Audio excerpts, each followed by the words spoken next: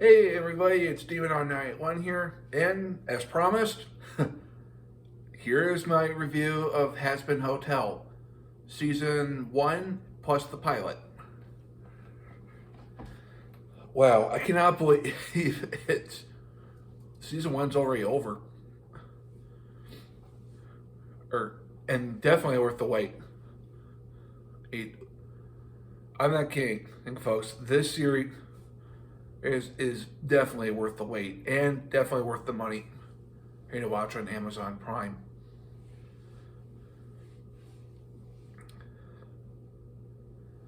And props to Vipsy Pop, props to the cast.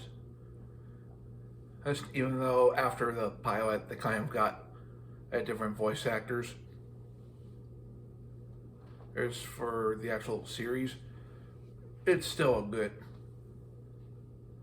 and watch. I mean, there's tons of merch. There's tons of lore surrounding the whole series. The fact that it's kind of interlocked with Hell of a Boss is definitely makes the mythos of the entire series is worth checking out. Now, let's start things off with the YouTube pilot called Overture. No, wait. No, that's not what it's called. Just one second.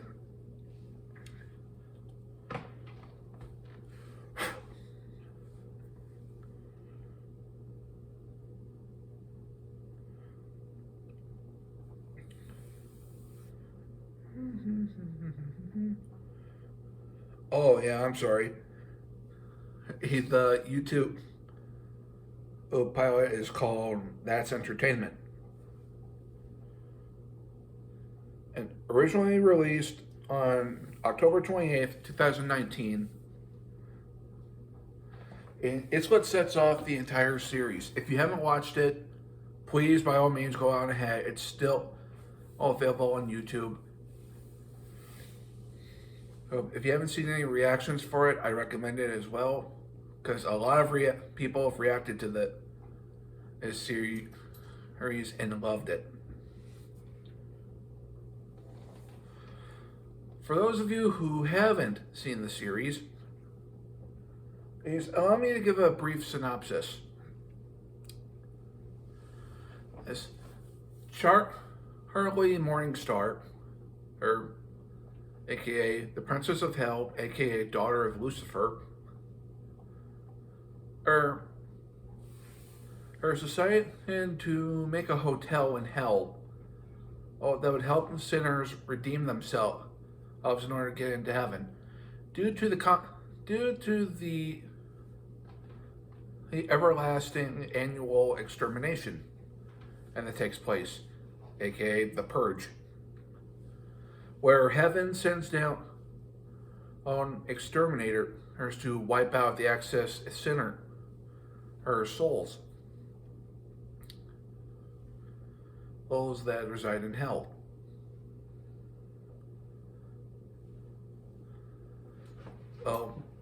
In Charlie's eyes, this has to stop. There has to be a more probable solution than just kill off the excess. Well, within the first few moments of the pilot, we actually see a lot of characters that will make an appearance in the later series. Okay, so let's see. We see Vox, the TV demon, Valentino, Velvet, and Carmine, and Zestiel Morde or something, along that in nature, as well as many other or demons / sinners that might hate or may already be in the series as we speak, or will appear in the series in season 2 or 3. We also get to meet the hotel's first guest slash resident, and it's Angel Dust, who is a spider like demon. And how can I describe him without getting demonetized? No, I can't say that. One moment, folks. How can I describe Angel Dust without getting demonetized?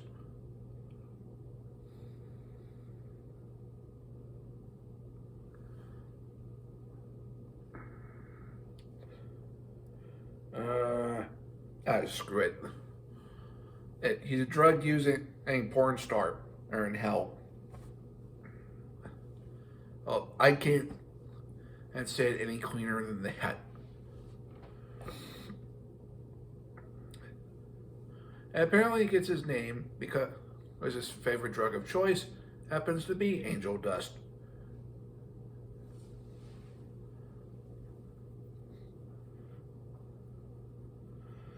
And of course, well, after the events of the previous extermination and that's taken place, is Angel Dust gets caught in the middle of a turf war, or against another character that will appear in the series, Serpentius, who is a cobra-like demon,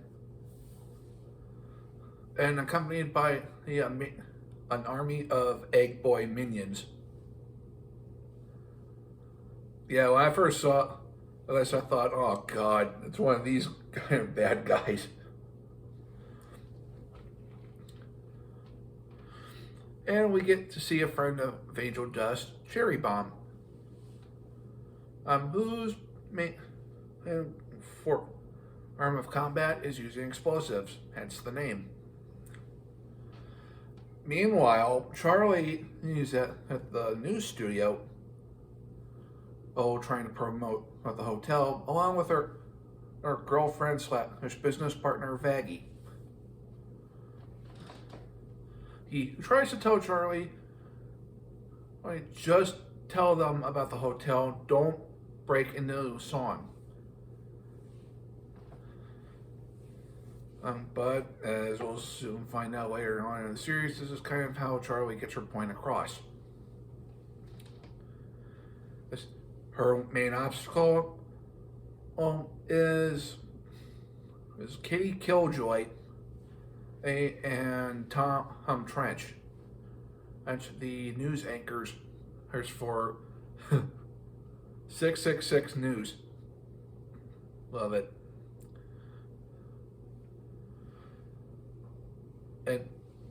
And after Charlie sings her little song inside of every demon and is a rainbow, she's immediately laughed at by the other demons and sinners. There's all the while, Killjoy pretty much berates her by telling her that her idea is completely stupid, and that nobody in their right mind would want to stay in the little podunk hotel like hers. That is until Charlie mentions Angel Dust, which unfortunately leads us to getting live news footage of Angel Dust, Cherry Bomb, and Serpentius in an all-out turf war.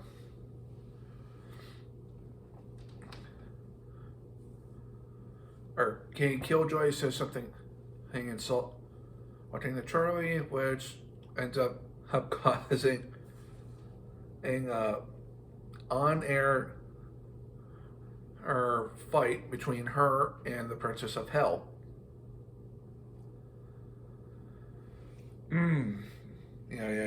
Cut to them riding back to the hotel in a limousine. And Vaggie is pretty much chewing out Angel for his behavior, to which he shows little to no remorse.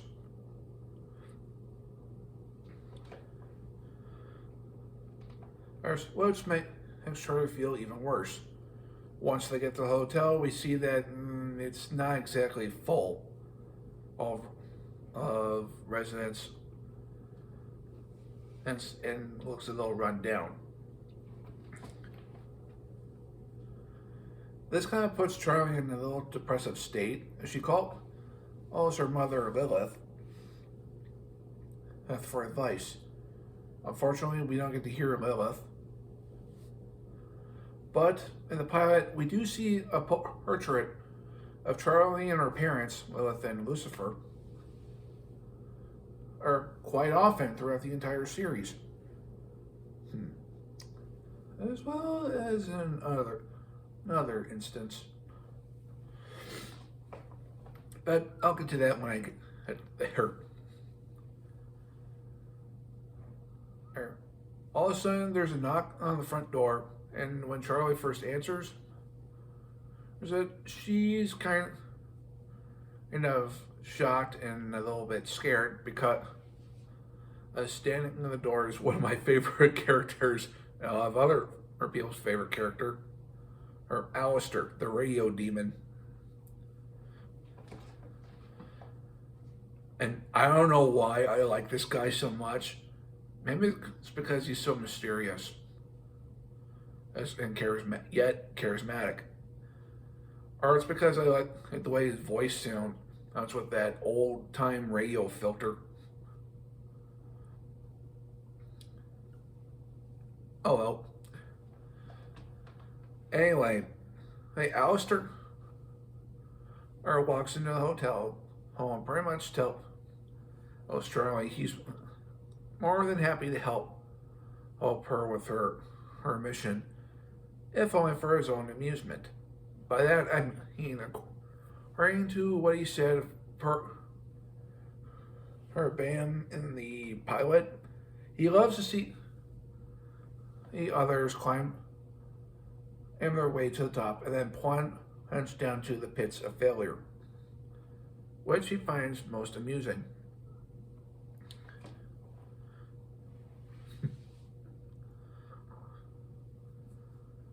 And while he and Charlie are talking, he kind of tells us in Angel a little bit more about Alistair's backstory. How he appeared in hell almost out of nowhere, and somehow rose to power, or seemingly overnight. And I know this is kind of spoilers, but in episode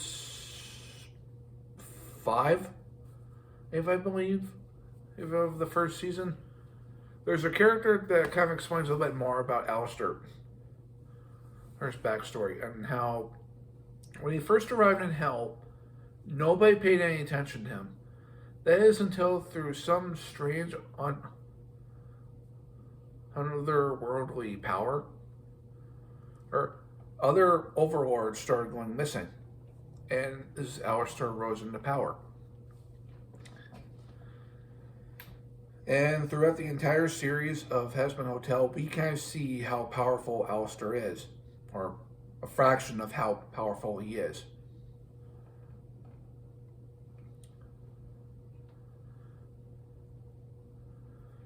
As Vaggie tries to tell Charlie not to trust him because he's obviously up to something. And of course, Charlie kind of takes this with a grain of salt and retorts by saying, and I quote, her father taught her,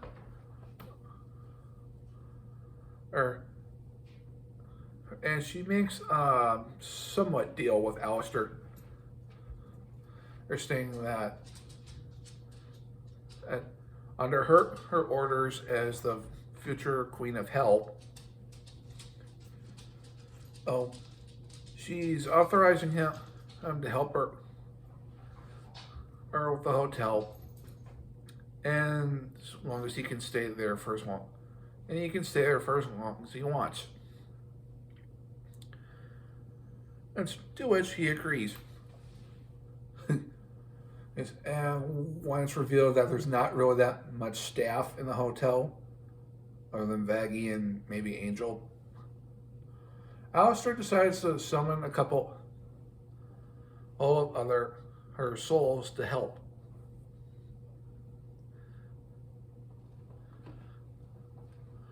Oh, first he summons this little demon and sinner by the name of Nifty, who I bet you stunned her attire. I think died in the 50s. By that I mean she wears a poodle skirt. And the last time I saw a poodle skirt was in a 50s movie. Or in a movie that was based in the 50s. As well as a cat-like demon named Husker. And I kind of love the whole banter between Husker and Alistair. And how Husk does not want to be anywhere near him. Nor wants to work with him at all because of some unknown reason. Well, unknown at the time. And Alistair kind of talks him into working and at the hotel in exchange for all the liquor he can drink.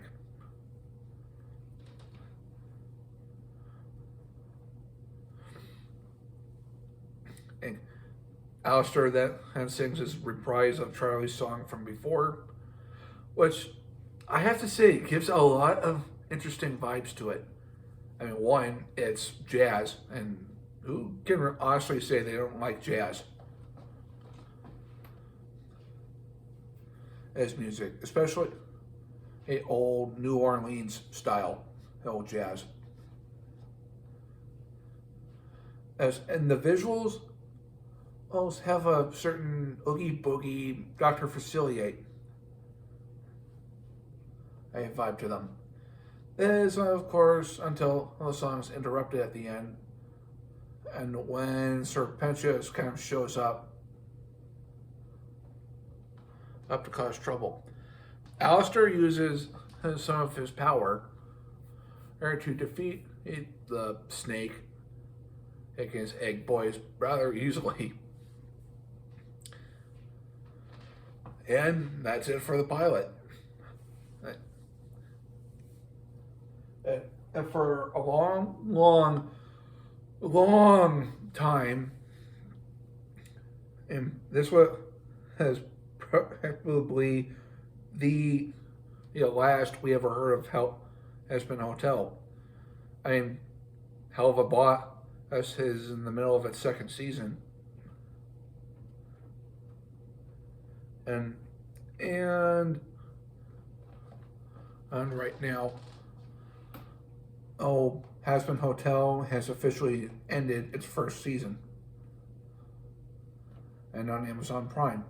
Season 2 is in the making, as well as Season 3. That for one cannot wait. Now, if I'm reading this right, I'm looking it off the wiki, by the way. If the original pilot aired in 2019, and the season premiere debuted January 18th of this year, that means we've waited nearly several years.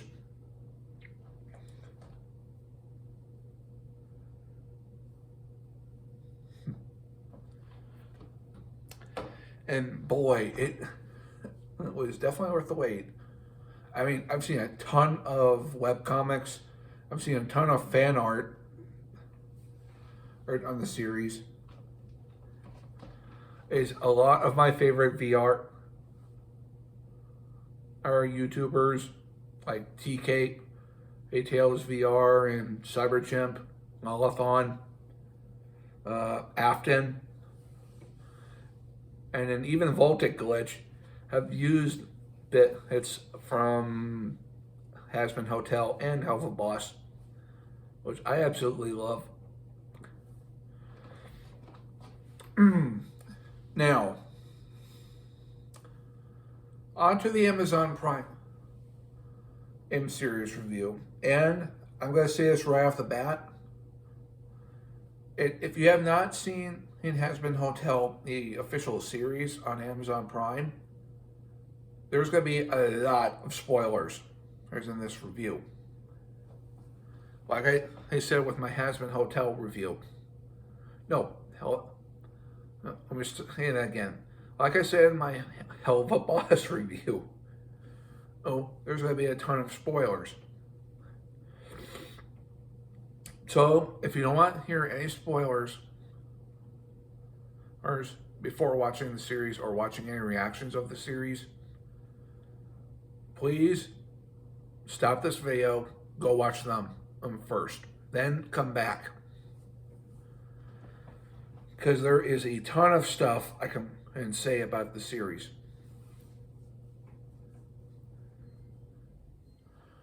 Without further ado, let's start with Season 1, Episode 1, Overture.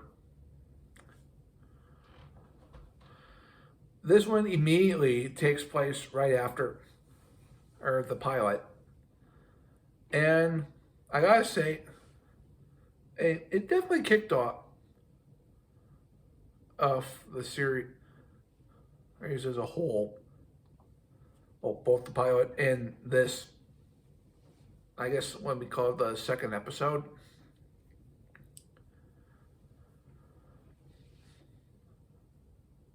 Oh, and what basically happens in this one is Charlie gets a phone call from her father. They're saying that there's a little bit of a meeting going on Hell. With the leader of the exterminators. Unfortunately, Lucifer doesn't want to go, so he decided to volunteer Charlie to do it, and instead, and which makes her incredibly happy, is this will give her the perfect opportunity to explain her hotel idea, not to just people in hell, but also to the denizens of heaven.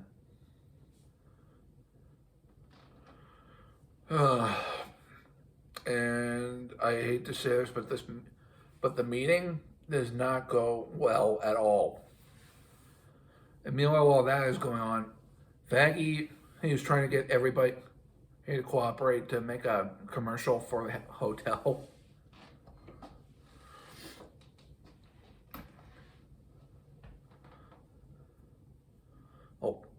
Oh, by the way, I forgot to mention something.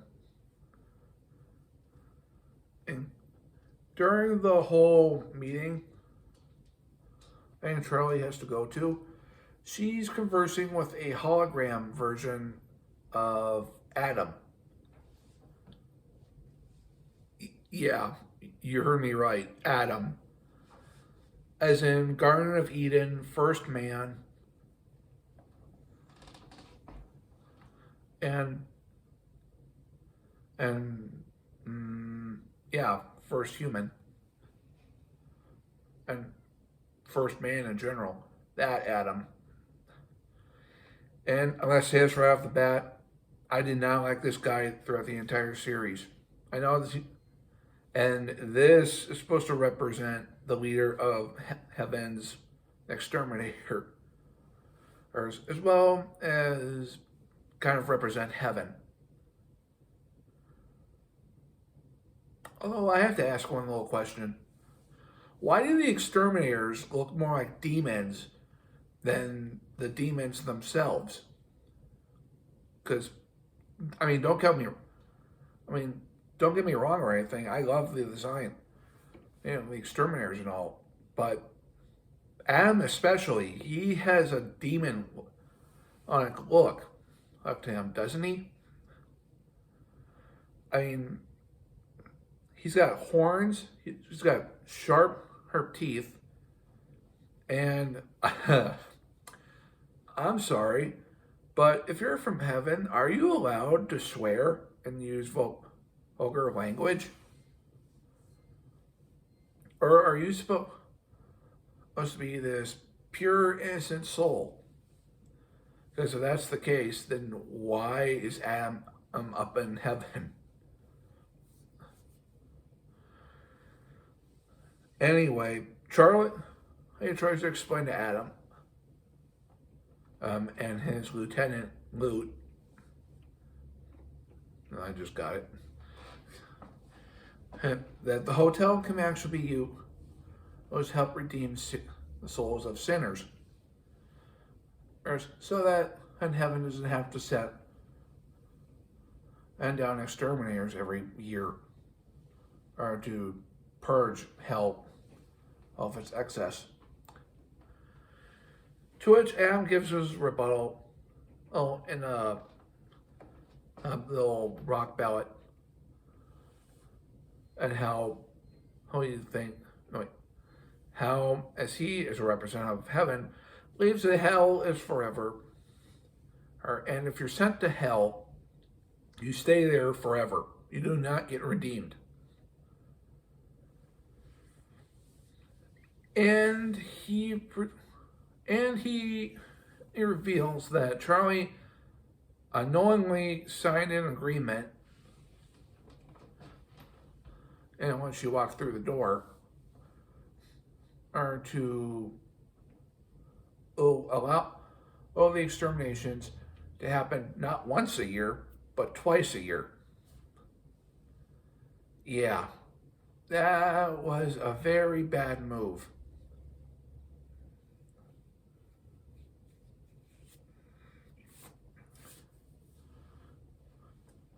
Oh, a really bad move.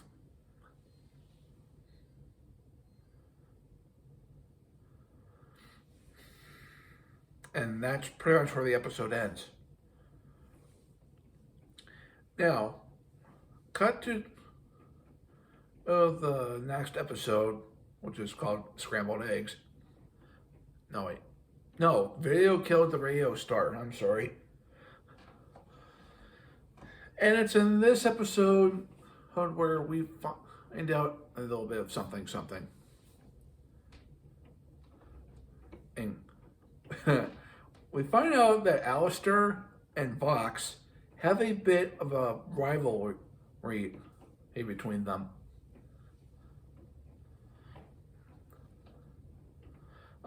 What the news is that the extermination is coming 6 months earlier than expected. And hell is in a little bit of an uproar. Of course it is. And Vox is doing his best to manipulate the general public. Thinking everything's going to be fine. By the way, I love the way that Vox kind of acts and behaves, as well as his speech pattern. He doesn't speak like Alistair. I guess it kind of has to do with their personalities. Alistair is a radio personality. Vox is a TV personality. So his is more clear, I guess. As when Vox is called up by Velvet to sort out something with Valentino, he finds out that Alistair has returned after a 7-year hiatus. Which is actually quite a big surprise.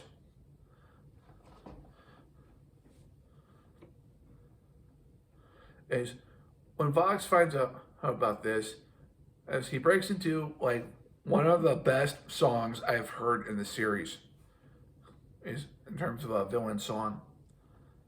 And yes, this series is a little bit of a musical, as there are 2 songs per episode. And in the episode 2,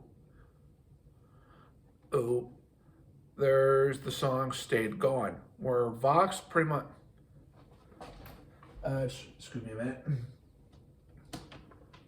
pretty much spread as hate propaganda towards Alistair, all while Alistair is walking about through town. And when Al finds out what Vox is doing, he does the same exact thing, but with his medium, radio. That is until Vox kind of blows a fuse on himself, and kind of powers down. One advantage to radio, sound doesn't need to be buffered.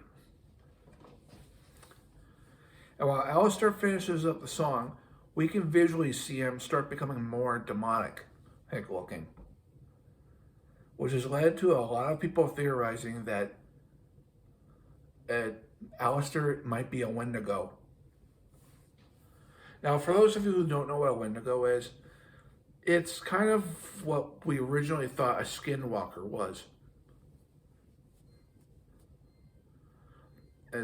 But in actuality, a Wendigo is a deer humanoid being that's created from a person's unsettled hunger, caring well for survival.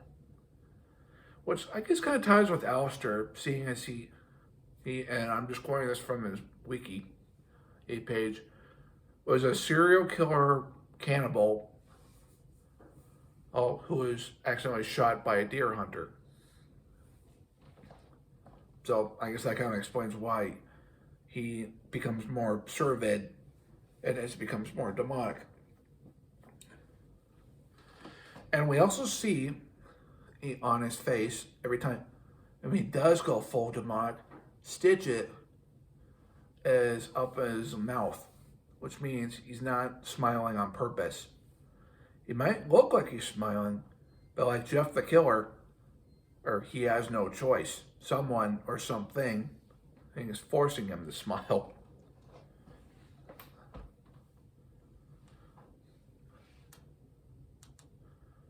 So within the V, after the old song number, Vox has to come up with a way and bring down Alistair.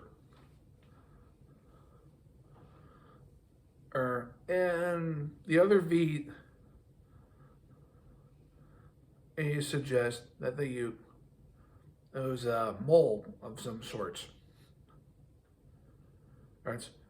Find somebody who is not affiliated with them, have them enter her set at the hotel,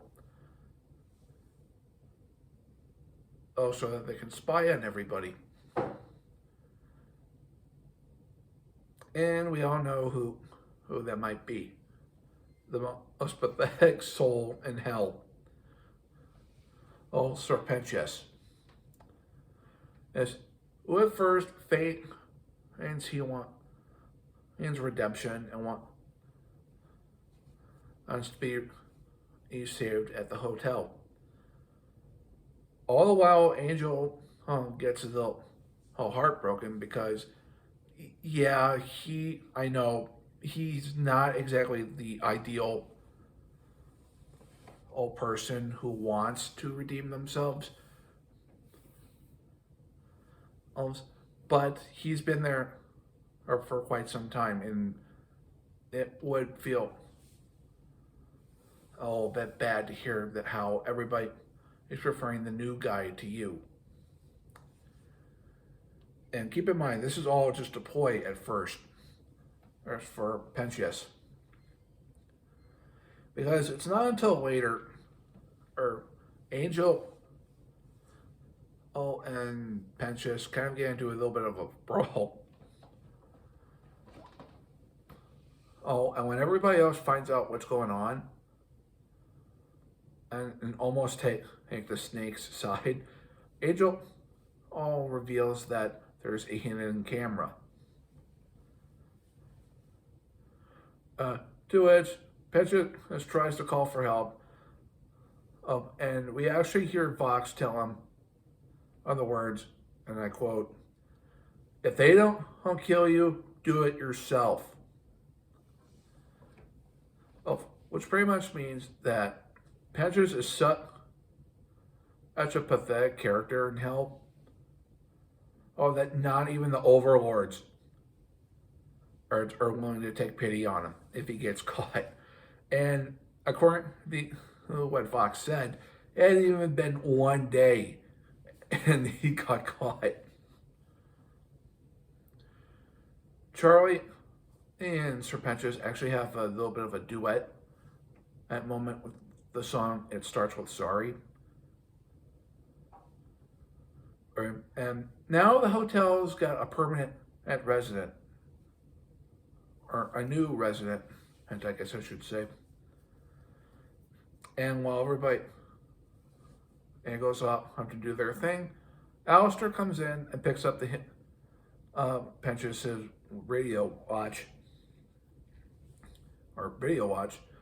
It pretty much tells Fox, "Nice try, but you're gonna have to do better than that to get rid of me."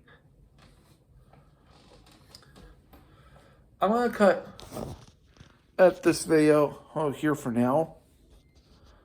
But tune in next time as I go over episodes 3 and 4, followed by 5 and 6, and then eventually 7 and 8.